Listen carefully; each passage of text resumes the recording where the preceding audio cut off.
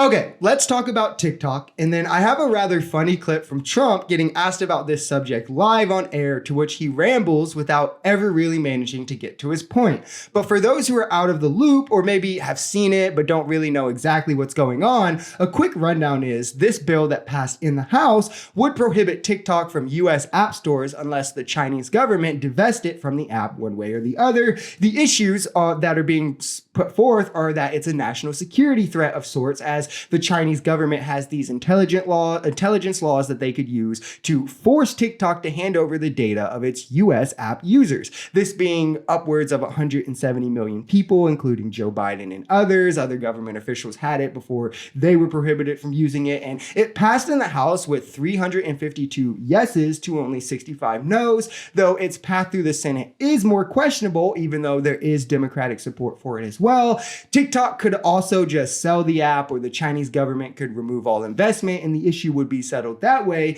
But TikTok seems hesitant to do that, or unwilling, as they've already lashed out and labeled this as bullying. And this is something that, if you remember, Trump himself also tried to do during his presidency, but couldn't get it passed, and has now seemingly flipped on his opinion. Maybe I want you to watch this clip of him discussing it, and you tell me in the comments if you can make out what his position is. I had it done.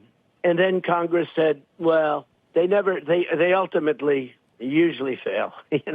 They are like extremely political, and they're extremely subject to people called lobbyists who happen to be very, very talented, very good, and very rich.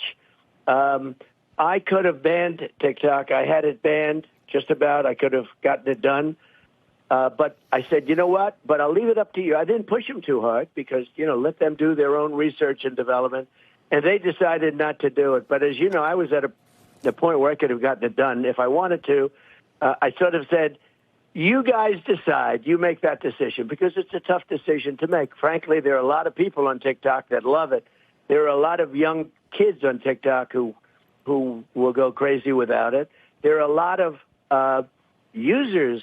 There's, a lot of good, and there's a lot of bad with TikTok. Okay, we're going to keep going, but to recap thus far, he said, well, I could have done it, and lots of people use it, and it's a tough decision, but nothing concrete. Really insightful thinking there, but let's let him keep going. That without TikTok, you can make Facebook bigger, and I consider Facebook to be an enemy of the people, along with a lot of the media.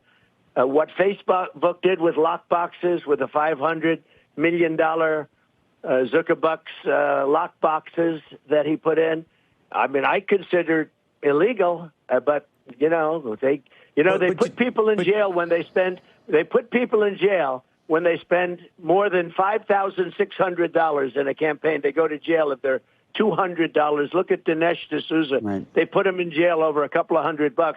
And yet here's a guy spends $500 million and he doesn't go to jail. Mr. President, though, is TikTok, but do you believe that TikTok is a national security threat or not? He kind of sort of gets a little closer to answering there, bringing up Facebook. It seems conservatives just want to go after all social media companies, but even the host had to be like, come on, man, just answer the question. Is it a threat or not? Let's cut back to him one final time after the host redirects and see if he ever comes around to giving a concrete answer. I do believe that. I do believe it. And we have to very much go into privacy and make sure that we are protecting the American people's privacy and data rights.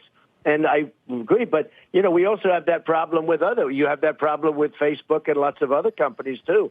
They get the information. They get plenty of information, and they deal with China.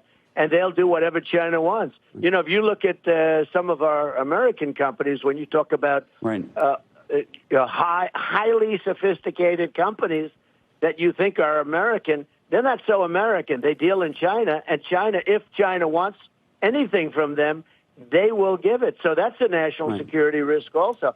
But when I look at it, I'm not looking to make Facebook double the size. Okay, this is the most boomer take of all time, because I assure you that everyone already hates Facebook. It's not going to double in size. But we finally get his stance. It's a national security threat, but it shouldn't be banned. And you know what?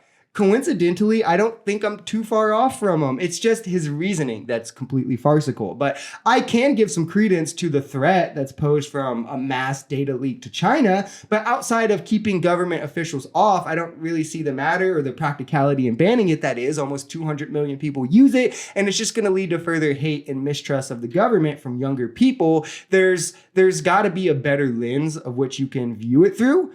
I mean, why not buy TikTok ourselves if we think it's such a risk? If you enjoyed this video, we're Social Society. We're a commentary channel influenced by politics, society, and the economy. We are pretty left-leaning on this channel, but we're open to our right-wingers as well. The biggest thing here is having conversations that get everyone to the bottom of the truth. If that sounds like something that could interest you, consider smashing that subscribe button, leaving us a like, or even commenting on this video. We even have memberships available as low as $3 if you'd like to support, because the only way we become a society is together.